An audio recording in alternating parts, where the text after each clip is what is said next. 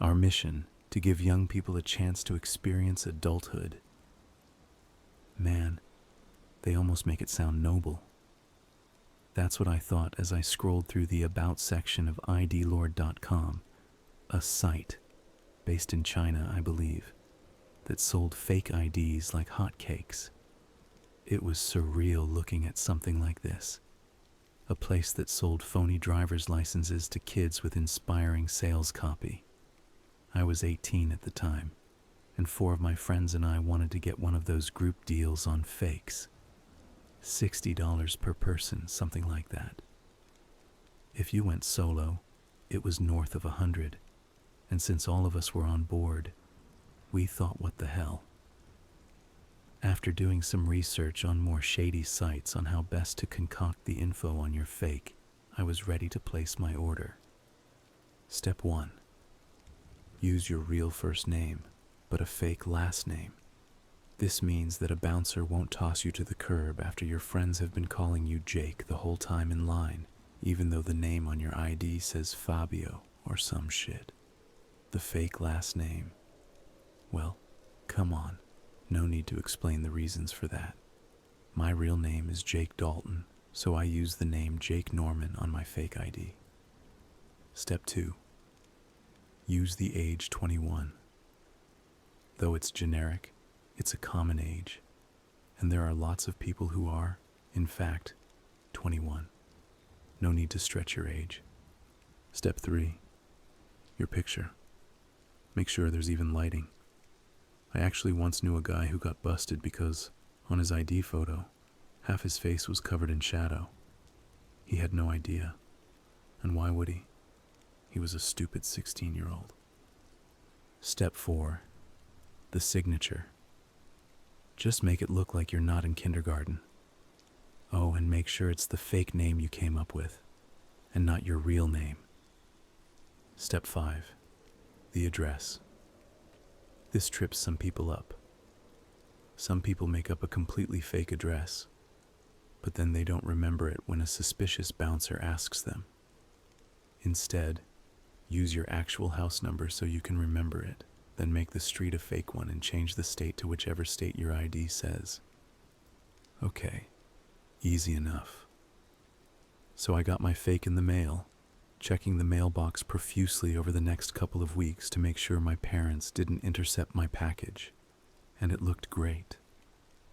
I live in Asheville, North Carolina, and my fake ID was a Tennessee driver's license, the state which borders mine. I live at 308 on my street, so the address on my ID was a place in Tennessee called 308, with the same number, just a different street. Easy to remember. My friends and I, or should I say Jake Norman, had a blast that Friday night. We got past bouncers, bought cases of beer, got into bars, and did shots with our cash tips we'd gotten at work. It was great. My friend Sammy and I were chilling the following day, Saturday afternoon. We were sort of hungover and a bit bored, just watching YouTube videos and reading stuff on forums. As we went through 4chan, we came to find that there was a thread for ID Lord, the site we got our fakes from. We decided to click on it to see how other folks got on with their fake ID experiences. There were little minor complaints. The UV is a little high, or the signature looks stretched. But there were glowing reviews too. And then we came across something that was a bit odd. There was a subthread titled, "The address I made up for my ID is a real address." Anyone else notice this? What followed were a half-dozen comments claiming the same thing. Naturally, Sammy and I went and looked up the address I had made up. There it was on Google Maps, 308 Whitebrook Lane, and in Tennessee, no less. We thought maybe ID Lord used real addresses for realism, but surely that'd be illegal. I'm no law student, but that seemed like a form of impersonation. But there was one thing that really caught our attention. A few of the commenters claimed that the buildings had money stashed in the floorboards. Lots of it. People came up with theories as to why this might be. The most convincing was that the places were drug houses used by the same cartel that sold the fake IDs. Well, being broke high schoolers, Sammy and I were soon en route to the address, which was only a few hours from my house. It was sunset by the time we arrived. The place was a 2-story home in the hood, with a chain-link fence surrounding the property. A large oak tree stood in the backyard, looming over the house, as if to protect it. Beyond that were some woods that stretched on into the next neighborhood over. Sammy and I got out of the car and headed for the property. The chain-link gate creaked as we opened it and stepped through. We walked across the overgrown, dandelion-filled grass, went up the doorsteps, opened the screen door, and knocked. No answer. We knocked several more times, and still, no answer. "Dude," said Sammy, "let's fucking go in and look for the money." "Hell yeah," I replied. We went inside. The place had furniture in it, and it seemed as though someone might still be living there. But everything was covered in a thick layer of dust, and we were never more than 3 feet from a cobweb, so we were fairly certain the house hadn't been lived in. Still, we had our doubts.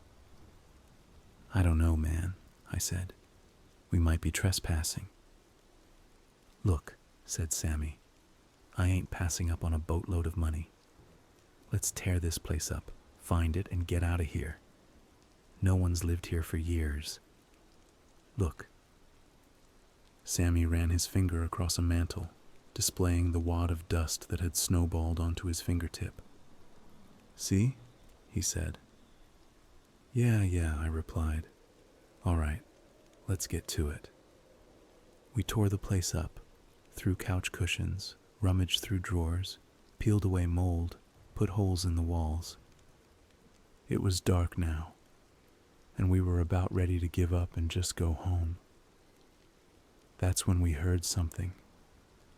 It sounded like a television. "Shit, dude," I said. "Is that a damn TV?" Sammy and I stared at each other with our jaws agape. Our shocked open mouths were pits of darkness. Our eyes were bug's eyes. The sound was coming from upstairs. "You think someone just left it on?" Sammy asked stupidly. "Oh my God, dude," I sighed. "We're fucked. It's probably some old person who can't hear a thing." Only one way to find out. Sammy and I crept up the stairs. Each step creaked, and each time it did, we winced like we'd been pinched.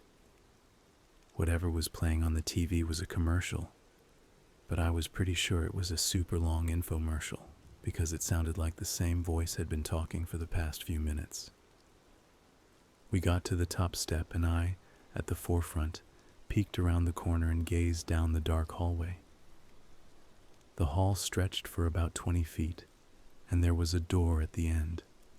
Blue light flickered beyond it. "The TV, I presume," I whispered. Sammy and I crept down the hall. "Excuse me?" I called.